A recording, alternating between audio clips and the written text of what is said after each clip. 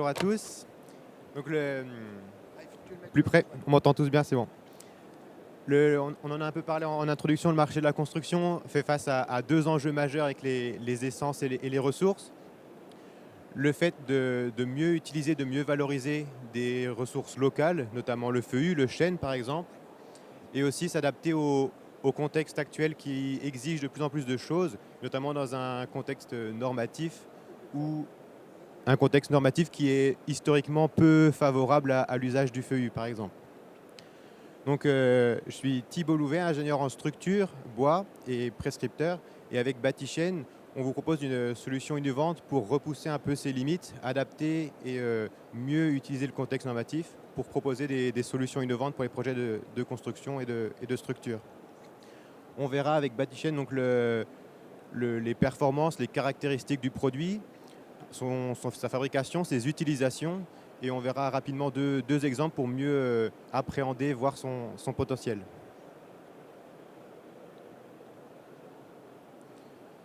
On l'a représenté en introduction, la forêt française c'est 72% de bois feuillu, essentiellement du chêne, alors que la construction elle est historiquement et globalement faite à partir de résineux. Donc en plus d'aggraver l'impact carbone dans les constructions, ça va jouer avoir un enjeu et un poids fort dans tout ce qui est balance commerciale en France. Voilà, en 2023, on parlait de 8 milliards, un peu plus de 8 milliards de déficit et 1,6 milliard uniquement pour les projets, les produits de structure, ce qui est assez impactant puisqu'on a besoin, donc pour notre construction, d'importer presque la moitié, 45% de nos besoins. Et donc, alors qu'on a de la ressource en France et qu'on pourrait mieux l'utiliser.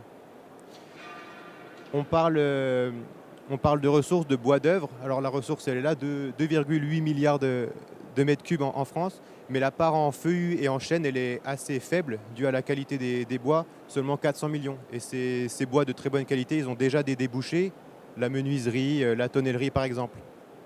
Par contre, dans la définition qui est faite du bois d'œuvre, en fonction des tailles, des diamètres d'arbres, des longueurs de troncs, il reste un grand gisement de bois donc, hors bois d'œuvre qui est très bon structurellement mais qui est peu utilisé. Donc c'est ce chêne de qualité secondaire que l'on souhaite valoriser dans Batichène. La ressource en bois de qualité secondaire, elle est présente en France. Par contre, elle présente quelques points bloquants ou un peu plus contraignants pour son utilisation, pour sa valorisation.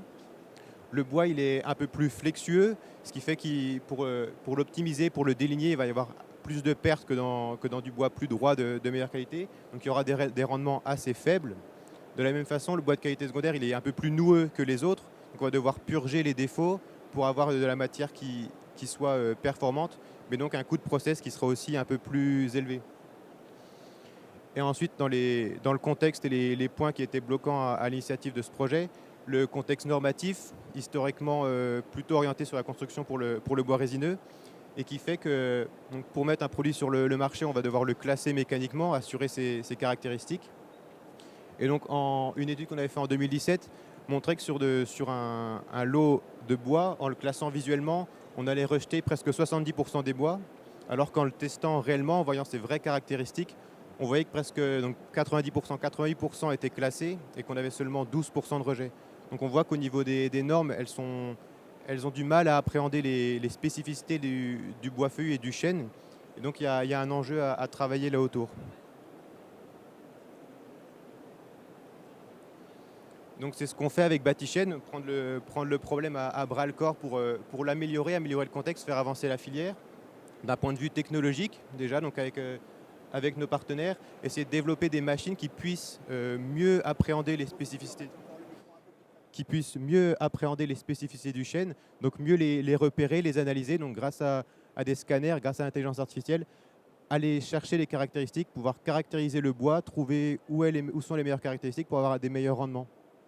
Là, on voit que les résultats, ils sont très bons et encourageants. Là où, par le passé, visuellement, sur ce lot, on avait 52% de rendement, avec des machines, des scanners, en utilisant les nouvelles technologies, on peut avoir 82% de rendement, là où le maximum théorique serait de 93%. Donc on voit qu'il y a du travail à faire au niveau technologique et il y a aussi du travail à faire au niveau normatif pour mieux caractériser, pour qu'on puisse utiliser cette ressource. Donc ça aussi, c'est des travaux qu'on mène avec différents partenaires. Donc avec un exemple ici sur par exemple, des classes de traction, donc tester des grands volumes de bois, le caractériser pour que les normes puissent prendre en compte ces spécificités et qu'on puisse utiliser cette ressource nationale dans les projets de construction. Donc là, c'était un petit aparté sur le contexte autour du projet de Batichène et de la ressource, ce qui permet de mieux appréhender l'inertie et l'historique du projet. Le Batichène, le fait de valoriser cette ressource, ça date de 2012, la première idée, et ensuite c'est 13 ans de recherche, de chantier test, de caractérisation, pour avoir aujourd'hui un produit sur le marché qui soit certifié donc par une enquête de techniques nouvelles avec le bureau de contrôle Alpes Contrôle et qui nous permet de prouver les caractéristiques et d'être parfaitement sûr dans la mise en œuvre de ce produit. Si on se consacre maintenant un peu plus aux produits, les panneaux de CLT que nous produisons ont des dimensions maximum de 6 mètres de long par 3 mètres 30 de haut, ce qui fait déjà des jolies dimensions pour différents projets. Et l'essence actuellement est entièrement en chêne, en bois feuillu, et donc du chêne de qualité secondaire qu'on a présenté précédemment. Je ne sais pas si on voit bien pour parler un peu d'atouts, d'avantages de ce produit par rapport à ce qui peut exister auparavant.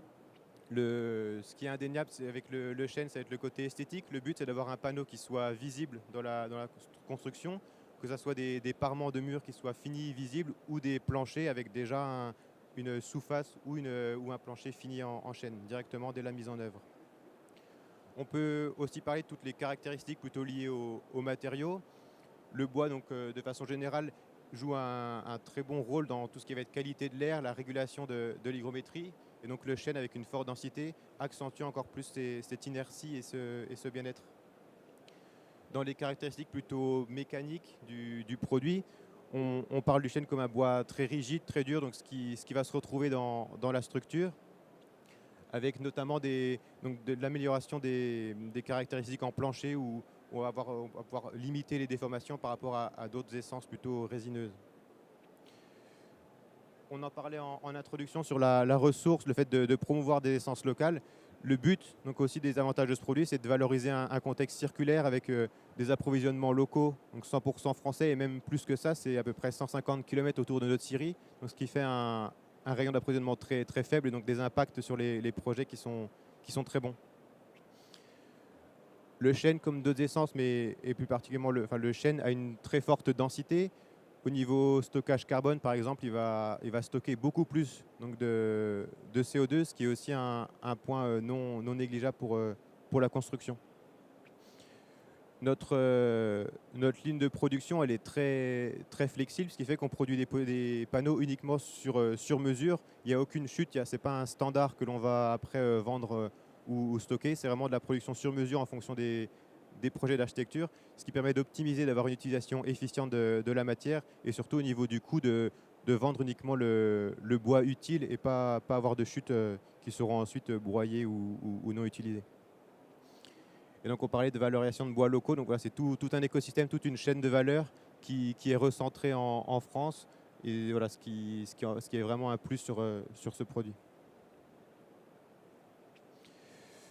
Dans l'utilisation, le contexte où on peut l'utiliser, c'est assez vague, assez développé, que ce soit donc dans de l'habitation, en première et deuxième famille. Ensuite, tout ce qui va être tous les établissements recevant du public, donc de tout type, que ce soit des écoles, d'autres bâtiments publics, des salles de sport par exemple. Et l'utilisation, on la retrouve aussi après dans tout ce qui va être projet de bureaux industriels, surélévation, extension. Donc voilà, c'est un matériau qui se prête bien à tous ces types de projets. Dans la limitation actuelle du produit, on est limité en hauteur, donc à 3 étages et ou 18 mètres. Et on est aussi pour l'instant limité aux locaux, donc hors forte hydrométrie, donc des piscines par exemple, où on ne pourra pas pour l'instant être prescrit.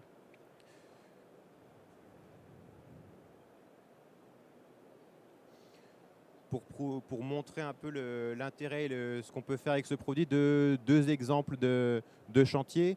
une rénovation d'un lycée donc à Châlons avec l'architecte Olivier Le Gallet, où là le but, donc c'est dans un site qui restait occupé, il fallait pouvoir agir rapidement et transformer les salles de classe, les labos et les déambulations donc assez rapidement. C'est pour ça que le choix du CLT s'est fait, d'avoir une filière qui soit propre, un chantier propre, rapide, avec des performances élevées et un impact régional, local qui soit, enfin une vraie volonté de produire localement. Un autre exemple de plutôt en logement individuel par exemple, avec Ludovic Forest, où l'utilisation du panneau s'était faite en plancher et en mur, donc avec voilà, une texture et une approche différente de la matière, et ce qui plaisait beaucoup aux propriétaires.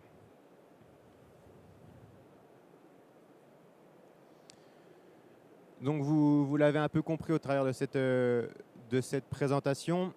Donc Batichen, c'est un panneau de structure performant, mais c'est aussi et surtout une vision globale de la filière, de l'évolution de la filière, de l'utilisation de la ressource, voilà, que l'on cherche à promouvoir et à développer dans tous les types de projets que l'on peut faire localement et nationalement.